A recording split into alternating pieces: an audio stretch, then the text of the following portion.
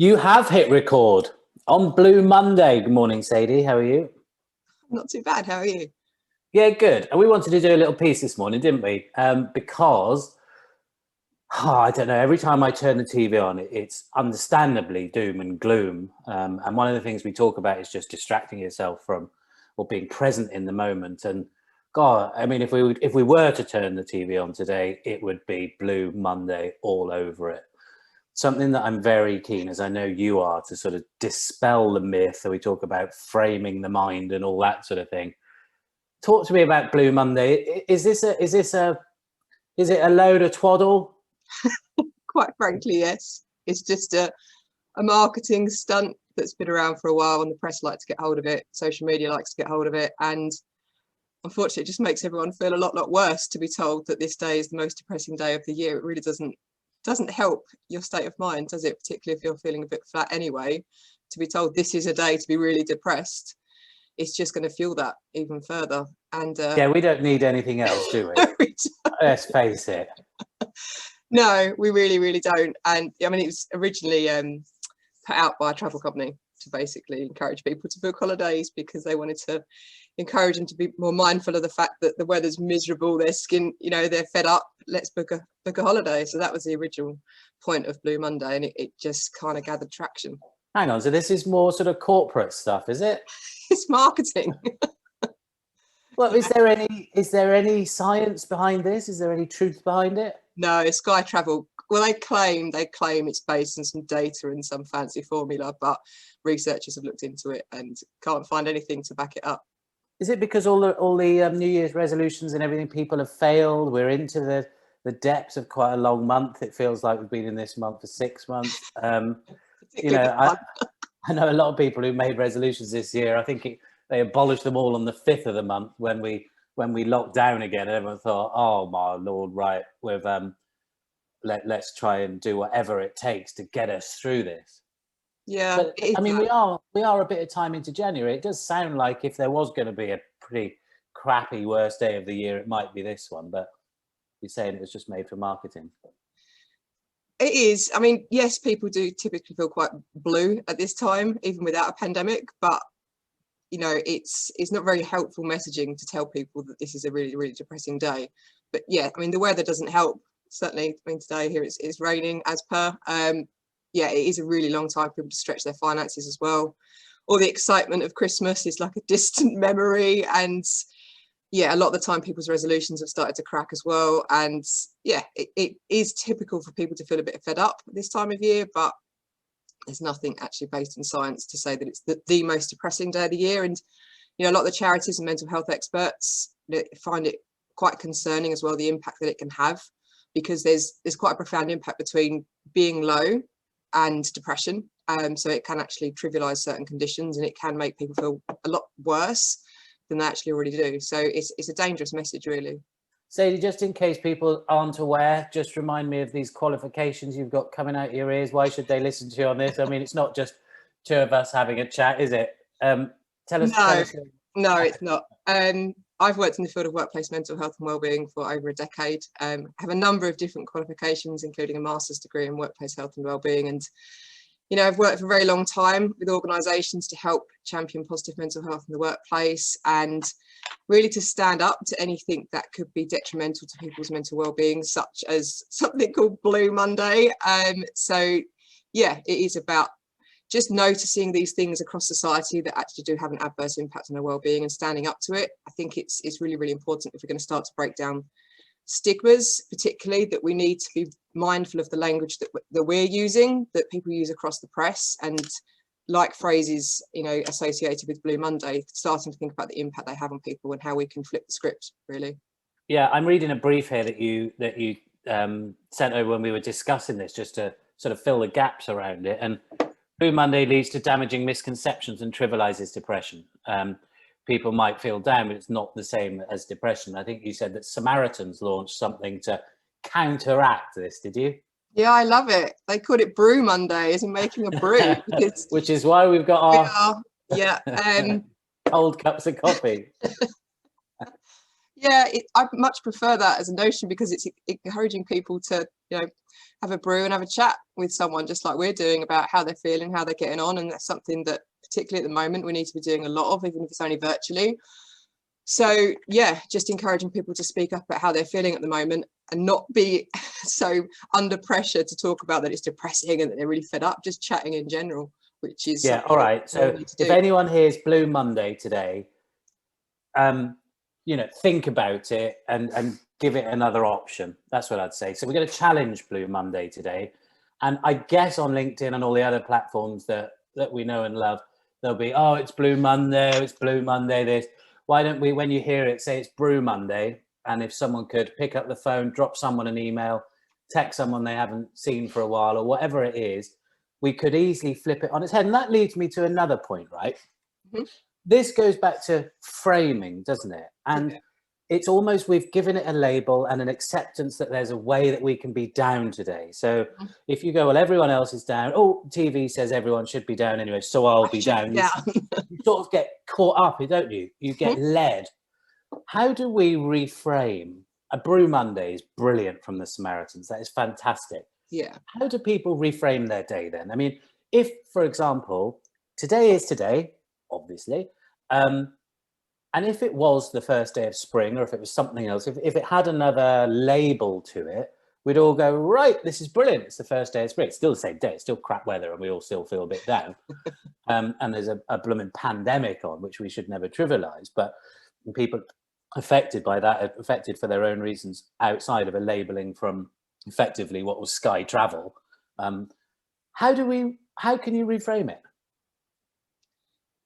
I think we need to be really mindful of how we're actually feeling and what's driving that. So like you said, we can't trivialize what a lot of people are facing at the moment, but it's just about being self-aware and understanding the emotions you're actually experiencing, and being more present, and just knowing what's influencing your feelings for good or for bad. And there's a lot of labeling certain emotions to be negative, and all our emotions are a signal. They're telling us something, and we just need to be more mindful of what they're telling us. And gratitude, being appreciative of what we do have, and taking those moments to reflect and be more positive about the things that matter to us and make us happy and bring us joy. I think right now we really need to fiercely protect those things, those little moments that just make you smile, and that will start to help create that shift of what we're focusing on. And I think as well, just a bit of compassion towards ourselves, to each other, and just this thinking about the messages we're giving ourselves, that internal narrative, that internal dialogue, and whether it is something that's positive, or whether it's driven more by, this is depressing, this is awful, it's Blue Monday, I'm really, really down. Starting to think about what you can focus on that's a bit more positive. Where your focus goes, your energy flows. If your focus is on, this is a really depressing day, that's the energy you're going to experience. So it's really important that we switch that up and become more mindful of what we're exposing our mind to, really. What happens psychologically with sort of following others and leading trends, and I don't know, you seeing stuff? We're getting all these messages all the time through every media, and it's actually happening out there. And when someone calls it something, why do we attach ourselves with that label? Is it something like following the tribe, or is it something less deep than that? I think at the moment people just want answers, and they want to understand what they're thinking and what they're feeling. And so we clutch onto those things quite readily. So we see something spread across social media, across the press, and if it helps us feel that we have a greater understanding of what we're experiencing, we want to latch onto that, particularly when we've got a lot of change and uncertainty. So when we're seeing this messaging, and to us it provides a sense of reassurance that we have a greater understanding and apprehension about what's actually going on. But if that's an inaccurate messaging, then that can be quite damning. And this is particularly why we've got to be careful about social media, who we follow, who we expose our minds to, and how that actually affects our psychological state. So you and I you're leading it, and we're part of a Red January group, aren't we? We are, yeah. And I always get this wrong. Red January, RED. Is it regular exercise daily? Close. Right, but wrong. It's run, exercise daily. So it's run or exercise daily. So it's basically the concept behind Red January is moving more every day, but your way. So, some people are out there running 10K every day, certainly not me. Other people, you know, perhaps might be doing some yoga or going on a bike ride with the kids, but it's just about moving more and knowing how much of an impact Someone it has on your walked the well-being. other day. Literally, they see in the post and they just thought, no, I've got to get out, didn't they? And they just walked around the block and they came back and it was like we all clapped them in. It was like they just run 6 back-to-back marathons. But to them, just getting out for 10, 20 minutes was an achievement, wasn't it? And we drag each other up. There are times when I didn't want to go out, but everyone's like, oh yeah, I've just done this, just done that. This is the beach, these are the views, everything else. And you think, oh, so there is that sort of social element that drags you up. Are we at risk when we call something Blue Monday and label it, that actually it's social well-being, but just completely the opposite outcomes of what we want? Because the traits are the same, joining people together, herding us all together, giving us protection and support. We can all go into something together, but with negative consequences. Yeah, absolutely. And that's why I think initiatives like Red January are so important, because it's pulling everyone together for the greater good, and it has that knock-on effect, doesn't it? And that's what I love about Red January, and the fact that it's that powerful sense of belonging. And you see the language quite quickly in the group within days, because we're called the Winter Warriors. You develop this mentality that I'm a warrior, and the sort of language that people use when they get out in the rain, they're like, you know, warrior mentality. And it's really powerful because that pulls in everyone. You mentioned the word tribe earlier, and it is that sense of being part of something, and that's intrinsically what we need as human beings. You know, we're social creatures, so that's why that's such a powerful movement. And that's how, you know, I'm sure the group will move on beyond January, because everyone is benefiting, not just by exercising more, but having that sense of being part of a little community and getting outside, getting out about, getting out in nature, and not just personally the benefits that we're getting, but by championing other people, by complimenting other people, by saying well done in the comments when somebody posts that they got out and walked around the block. That actually releases the feel-good hormones within us as well. So it has, you know, a dual effect on both parties. So it's powerful. It's a really powerful group. I mean, talk to me about those. We don't want this to go on too long because the working day is about to start. We're recording this pretty much live. It's before 9 o'clock on Monday, on Brew Monday. Talk to me about those sort of dopamine or whatever, when someone says well done. We're going to talk about very briefly about gratitude, and actually a way to make yourself feel better is to send out some love, isn't it? To send out some well dones and everything else. When we get that little hit, that notification, that lovely little red thumb goes up on anything, whether it be LinkedIn, Facebook or social medias, we go, oh, lovely, someone loves me, I'm involved in something. What is it? Now, when Red January we use that, it's terrific, isn't it? It really is. It's used for positive, I suppose. Yes, it's oxytocin that gets released if we give back, if we compliment somebody else. It's the love hormone, and it's powerful. It's really, really powerful. I know. Let's, instead of Blue Monday, let's have a bit of love hormone. That sounds wrong, doesn't it? Let's spread the love hormone. Yeah, I might have to be careful with that messaging. But that's right. Yeah. No, the thing is with that Red January, yes, you're giving back and you're part of something. So that's the oxytocin, you know, the serotonin that's released when we exercise, endorphins. You know, it's powerful, and the happy hormones knock the stress hormones out the park. They really do. They're really powerful. So it's about thinking about getting your daily dose of those happy hormones. So you can reframe, you can stop, you can effectively say, no, I don't want Blue Monday. I choose Brew Monday. Can you? You can choose something. What 3 things, putting you right on the spot here without any prep, what 3 things could you do then to stop and reframe? Immediately? Now, today? Depends on your current state of mind. If you're feeling anxious, stressed, overwhelmed, then the first thing you need to do is take a breath. You know, it's very difficult to start redirecting your energy and being grateful and doing all of these things, giving back, giving compliments, unless you're present in the moment. So, you know, taking a couple of really, really deep breaths and just being anchored in the present moment. So not being caught up in yesterday, what might happen tomorrow, just being in the now is first and foremost what you absolutely need to do. Writing down 3 things you're grateful for, that you appreciate, things that make you smile. And it might be something really, really simple and silly. Mine would be my husky, but you know, it's just little things that I can't help but smile when I mention her, that make a big difference, that make you realize what's really, really important to you. We can get easily quite caught up in just feeling overwhelmed with everything that's going on around us. So just redirect that focus on the stuff that makes you happy and move more. In association with our Red January is get up, go for a walk, get some fresh air. Really, really important. I know we're limited with how much we can do that at the moment, but making sure you're doing it at least every day, making sure you're getting up and walking and stretching. If you're spending a long time sat at a desk, which a lot of us are doing, working from home, you know, the days, the nights, the mornings, everything seems to merge into one, and it's really, really important you get up and walk about and move about. Thank you. I think that's terrific. We've got two elements to this, really. One is in terms of the corporate area, is leaders who have a team and they think, oh, everyone's going to wake up, I need to do something, I need to help.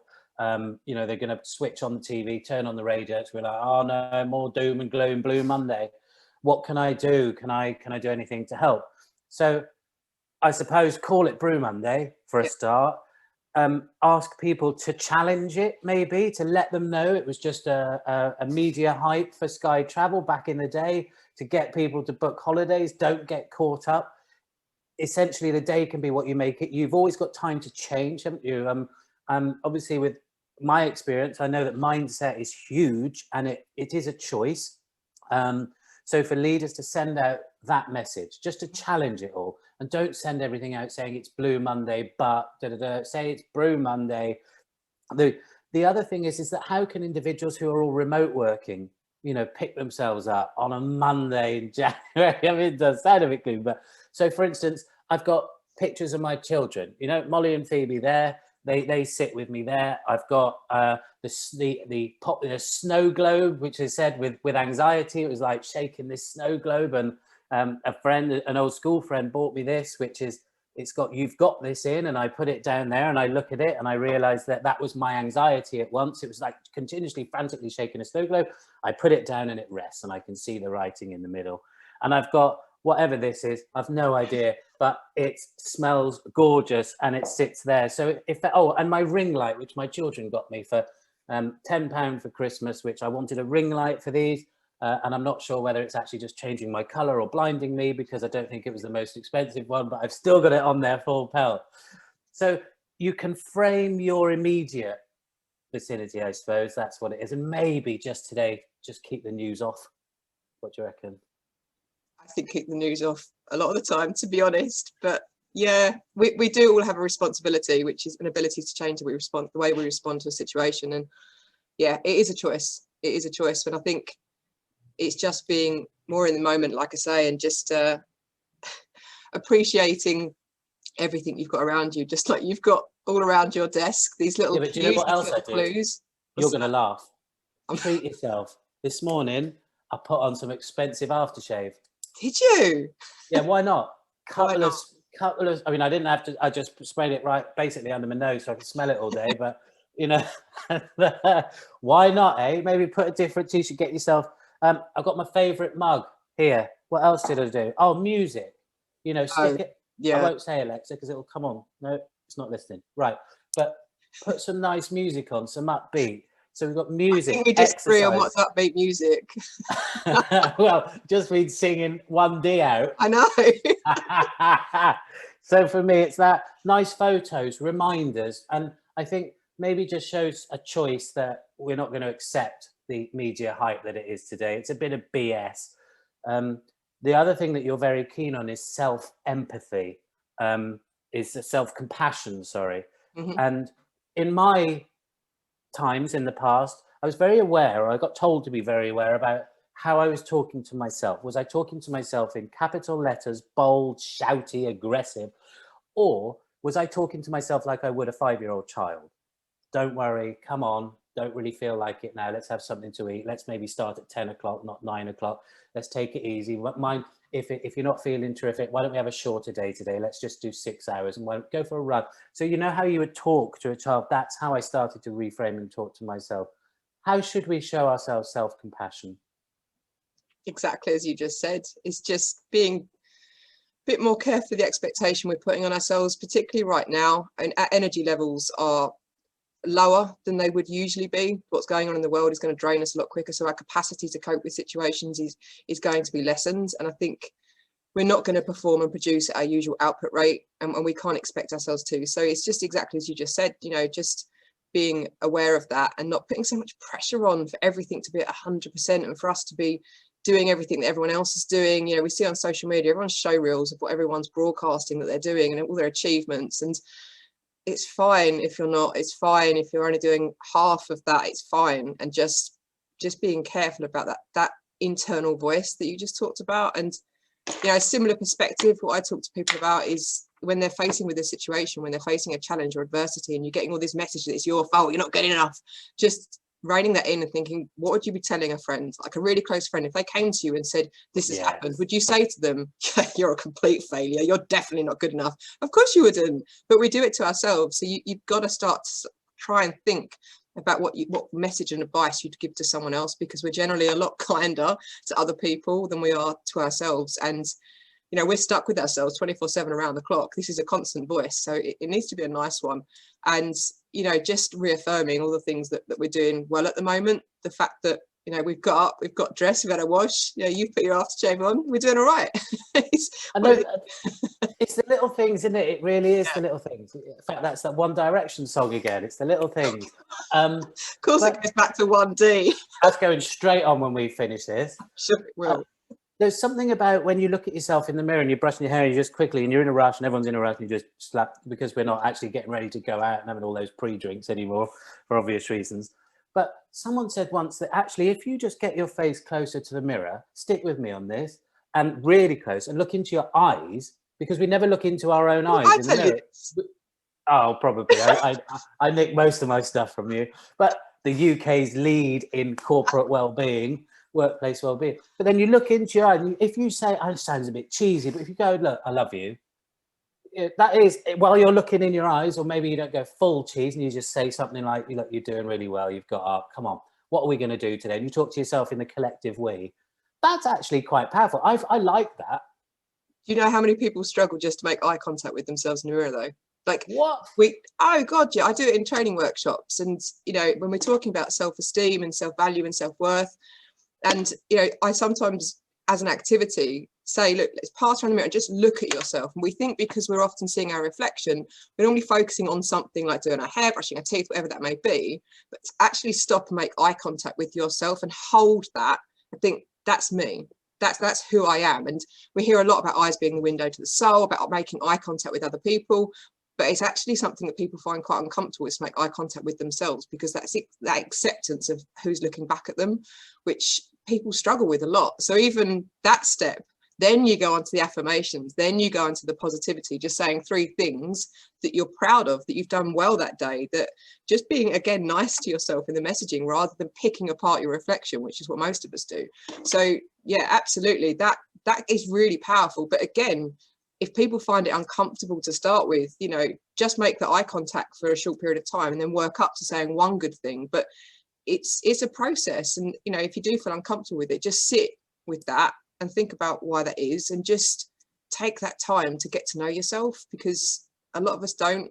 And self-awareness is so key for emotional intelligence, for resilience, is understanding who we are, what drives us, what upsets us, what bothers us, inside out, and being happy and content with that. It makes a really big difference. You mentioned the word happy. When I had my little when I had my moments with everything else, different story, definitely for another time, but I didn't deserve to be happy. I think there are a lot of people that don't think, I don't deserve to be happy, I don't deserve to get fit, so I'm going to stay here. There's a familiarity with the mood that they're in. It's not going to change. There's no expectations. I know I'm going to feel this crap tomorrow anyway, and I deserve it. And if I start to get fit, or I start to tell myself I love, you know, things will change, and I'm not comfortable with change. I'm comfortable with this.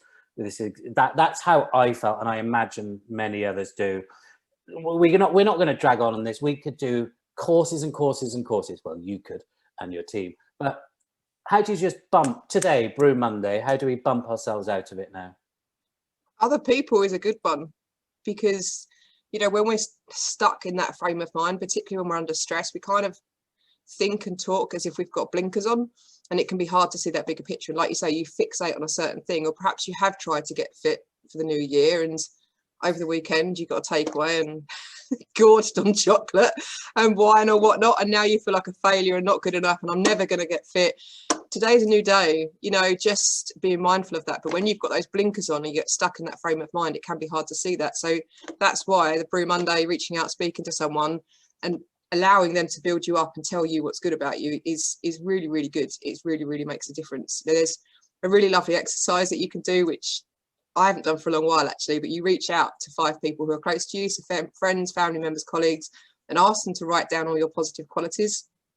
And it's beautiful when they do, and it really is lovely. And I've worked with a lot of people who they get these lists and read through them and actually feel quite emotional when they do. And, you know, particularly when the same words pop up on multiple lists, you think, well, I can't deny that one then, definitely. And it's lovely to see other people's perspectives of you, because you get so stuck in what you believe to be true that you don't actually see how others perceive you and all the wonderful qualities and traits that you bring to their lives. And it's a really nice exercise and activity, particularly if you look at, because we have different sides to us, right, in different areas of our lives. So it's quite nice to see how colleagues see you, how perhaps a manager sees you, how a close friend who's known you since you were young sees you, and just having all those qualities emphasized. And when you are having a bit of a rough day, which, you know, we're all having at the moment quite a lot of, reading through those lists is quite a nice thing to do, just to remind yourself of all those positive things when you've got those blinkers on, because it helps you take them off really and see yourself how other people see you.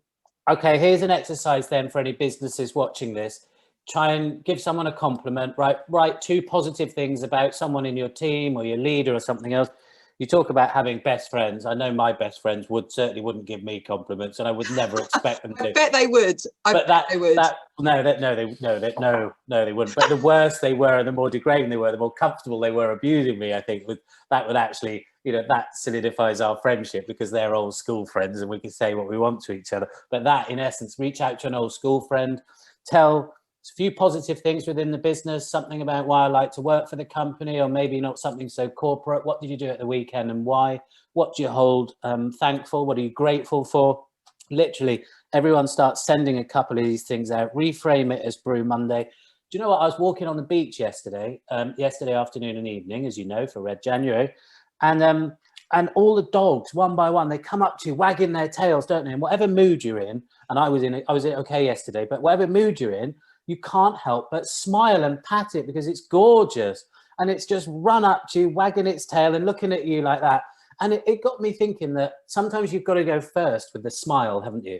Sometimes you've got to go first with the outreach. And you think, oh, no one's going to smile back, or they're just going to think I'm cheesy or something else. It's amazing. Be that dog that just runs up to someone and just unequivocally smiles, does something, and goes first. And we say people should go first with the talk of mental health, but people maybe go first with the compassion and the empathy and a bit of fun, and try and reframe it. So look, I know you're busy. I know you've got other meetings. We'll all have back to back after this.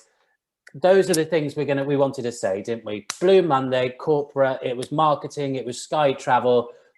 Choose to ignore it, reframe it, be positive in whatever way you can. And maybe just reframe it Brew Monday and send a bit of love and gratitude. Let's get that love hormone spread far wide. Where can people find you, Sadie? They can find us on wellityglobal.com for more information about services and how we can help organisations, not just on Brew Monday, but throughout all of the year. Right, fantastic. Right, let's get on with the day then. Let's get on with Brew Monday. I'm sure I'll see you later in the day. Thanks, Sadie. See you.